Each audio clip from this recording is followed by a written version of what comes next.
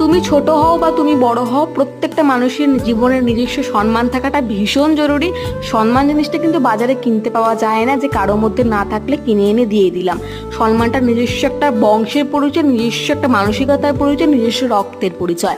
যে আমার গালে এক গালে কেউ থাপ্পড় মারলে আমি আরেকটা গাল সঙ্গে সঙ্গে এগিয়ে দিলাম, যে নাও আমার আরেক গালও তুমি থাপ্পড়টা মারো। এটা খুব একটা মহান মানুষের কাজ না, এটা অত্যন্ত ছোট একটা চিপ মেন্টালিটি মানুষের পক্ষে এগুলো সম্ভব। আসলে যেখানে আমার সম্মান নেই সেখানে গিয়ে আমি এক গ্লাস জল খেতেও রাজি না, থাকতো অন্য কিছু আর কি।